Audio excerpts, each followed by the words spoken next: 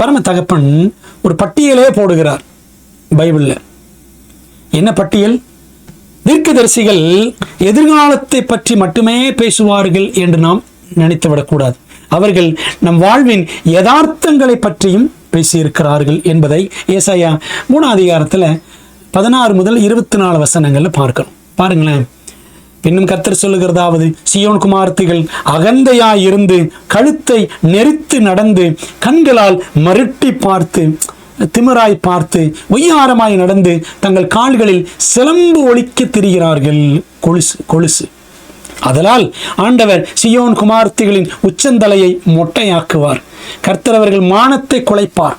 அந்நாளிலே ஆண்டவர் அவருடைய ஆபரணங்களாகிய சிலம்புகளையும் சுட்டிகளையும் பிறைச்சிந்தாக்குகளையும் ஆரங்களையும் அஸ்தகடகங்களையும் தலைமுக்காடுகளையும் சிரபூஷணங்களையும் பாதசரங்களையும் மார்க்கச்சைகளையும் சுகந்த பரணிகளையும் தாயித்துகளையும் மோதிரங்களையும் முக்குத்திகளையும் வினோத வஸ்திரங்களையும் சால்வைகளையும் போர்வைகளையும் குப்பிகளையும் கண்ணாடிகளையும் சல்லாக்களையும் குல்லாக்களையும் துப்பட்டாக்களையும் உரிந்து போடுவார்.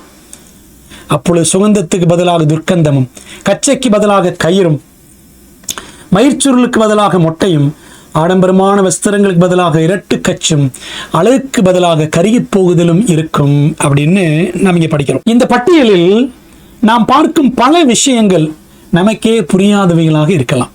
ஆனால் அந்த காலத்து மக்களின் ஆடம்பரத்திற்கு அவையெல்லாம் அவசியமானவையாக இருந்தன. ஒருவேளை நம் காலத்தின் நவீனங்கள், இப்ப இருக்கிற நவீனங்கள் பழங்காலத்து மக்களுக்கு புதிராக இருக்கலாம். பாருங்களேன், இந்த வாட்ஸ்அப், ட்விட்டர், இன்ஸ்டாகிராம் சொல்றோம் பார்த்தீங்களா, இதெல்லாம் அவங்களுக்கு புதிராக இருக்கலாம். அவர்களுடைய காரியங்கள் இன்றைக்கு நமக்கு புதிராக தெரிகின்றன. இந்த ஏசாயா 3 அதிகாரத்தில் 18 முதல் 23 வரையில் உள்ள அந்த 6 வசனங்களில் 21 விதமான ஆடம்பர ஆபரண அம்சங்களை ஆண்டவர் பாரத்துடன் பட்டியல் போடுகிறார்.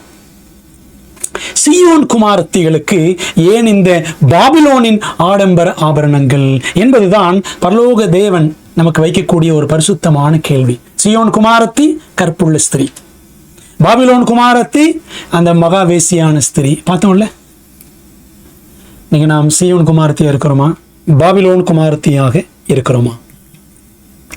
உள்ளான குறைபாட்டின் வெளிப்படையான அறிகுறிகளை ஆடம்பர ஆபரணங்கள். ஆடம்பரமா காண்பித்துக் கொள்கிறோம், ஆடம்பரமா உடுத்திக் கொள்கிறோம், மாட்டிக்கொள்கிறோமா? உள்ளான குறைபாட்டின் வெளிப்படையான அறிகுறிகள். ஒரு நபருக்கு உள்ளான லட்சணங்கள் நிறைவாக இருக்கும்போது வெளிப்படையான ஆடம்பரத்தை அவர் நாட மாட்டார்.